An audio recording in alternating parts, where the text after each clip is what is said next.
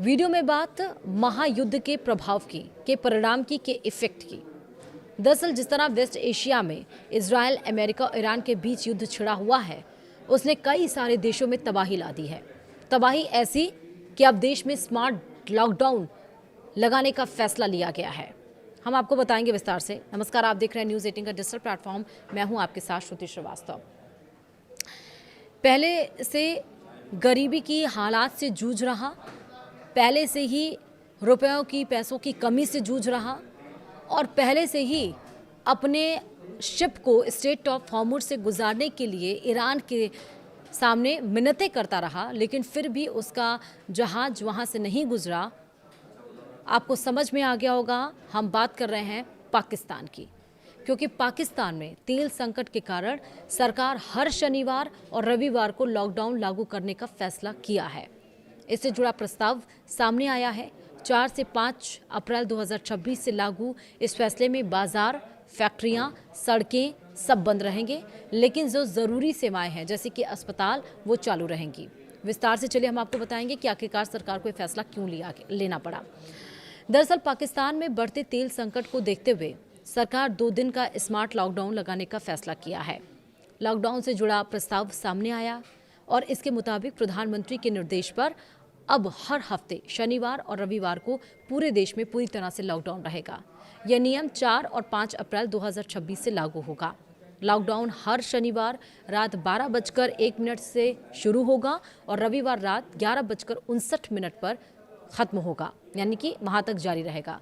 इस दरमियान जितनी भी दुकानें हैं, यानी सभी दुकानें, सभी बाजार, सभी फैक्ट्रियाँ और अन्य कामकाज पूरी तरह से बंद रहेंगे। सर्विस सेक्टर भी बंद रहेगा। इन दिनों में शादी या किसी भी तरह के समारोह सार्वजनिक या व्यावसायिक जगहों पर करने की अनुमति नहीं होगी। पाकिस्तान में अस्पताल, दवा की दुकानें, अन्य ज़रूरी सरकारी सेवाएं खुली रहेंगी। इसके अलावा एयरपोर्ट, बंदरगाह और रेलवे स्टेशन भी काम करते रहेंगे ताकि ज़रूरी यात्रा और सेवाएं प्रभावित ना हों। सरकार ने यह भी तय किया है कि लॉकडाउन के दरमियान शहरों के बीच जाने वाली सड़कें, हाईवे और मोटरवे बंद रहेंगे और आम गाड़ियों की आवाजाही नहीं होगी। हालांकि पब्लिक बसों को छूट दी गई है ताकि लोगों की ज़रूरत यात्रा जारी रह सके। इसके साथ ही प्रांतीय सरकारों को निर्देश दिए गए हैं कि वे 2 पहिया और 3 पहिया वाहनों का जल्दी रजिस्ट्रेशन करें। इससे सरकार ज़रूरतमंद लोगों को सीधे सब्सिडी दे सकेगी। सरकार का कहना है कि ये कदम तेल की कमी से निपटने और देश में ज़रूरी संसाधनों को बचाने के लिए उठाए गए हैं। पाकिस्तान इंटरनेशनल एयरलाइंस यानी PIA पर बड़ा संकट आ गया है। PIA कंसोर्टियम के चेयरमैन आरिफ हबीब ने कहा है कि अगर जेट फ्यूल की कीमतें ऐसी ही बढ़ती रहीं तो एयरलाइन को बंद करना पड़ सकता है।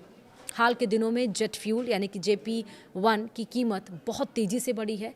21 मार्च से इसकी कीमत 388 रुपये प्रति लीटर से बढ़कर 472 रुपये प्रति लीटर हो गई है, यानी 84 रुपये या करीब 21.65% की बढ़ोतरी हुई है। वहीं 1 मार्च से अब तक जेट फ्यूल की कीमत लगभग 150% तक बढ़ चुकी है, जो पहले 190 रुपये प्रति लीटर थी। बताया जा रहा है कि यह बढ़ोतरी बिना आधिकारिक घोषणा के हुई है। इसकी वजह अमेरिका ईरान युद्ध के कारण वैश्विक सप्लाई में आई अनिश्चितता है।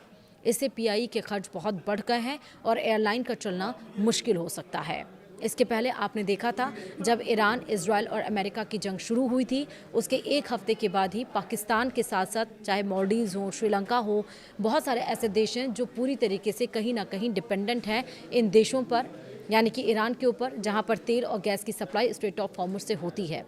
इसलिए मैंने अपने इंट्रोडक्शन में मैंने कहा था कि स्ट्रेट ऑफ हॉर्मुज से शिप को गुजारने के लिए पाकिस्तान ने कई बार बात की, लेकिन ईरान ने उसकी इस बात को बिल्कुल भी तवज्जो नहीं दिया और उसका शिप स्ट्रेट ऑफ हॉर्मुज को क्रॉस करके पाकिस्तान नहीं पहुंच सका। जैसा मैंने कहा, युद्ध जब शुरू हुआ था 28 फरवरी से, तभी 1 हफ्ते बीतने के बाद ही पाकिस्तान में स्पेशली जो फ्राइडे है, यानी कि 4 वर्किंग डेज लगा दिए गए थे।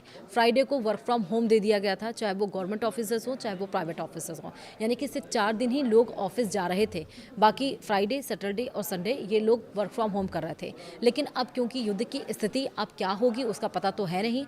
जिस तरह से इस युद्ध में हूथी की एंट्री हो चुकी है, जिस तरह से एक नया प्लान अमेरिका की तरफ से तैयार किया जा रहा है, जो हमले लगातार किए जा रहे हैं, उससे अब साफ जाहिर है कि ये युद्ध 28 फरवरी से शुरू होकर आज 30वें दिन में पहुंच चुका है और युद्ध कब रुकेगा इसकी कोई गारंटी नहीं है। और अब पूरी तरीके से इस लॉकडाउन ना लगे, लोगों को वो कोरोना वाला फेज़ ना फेस करना पड़े, इसलिए पाकिस्तान में ये स्मार्ट लॉकडाउन लगाया गया है।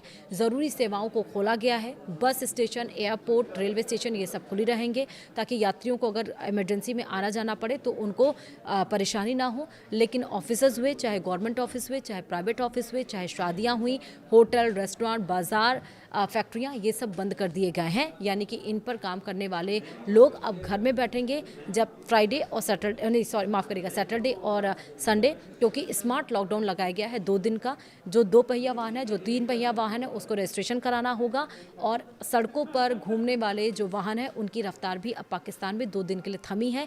यानी स्मार्ट लॉकडाउन सरकार की तरफ से लगाया गया है ताकि स्थिति को थोड़ा कंट्रोल किया जा सके। फिलहाल वीडियो में इतना ही। नमस्कार।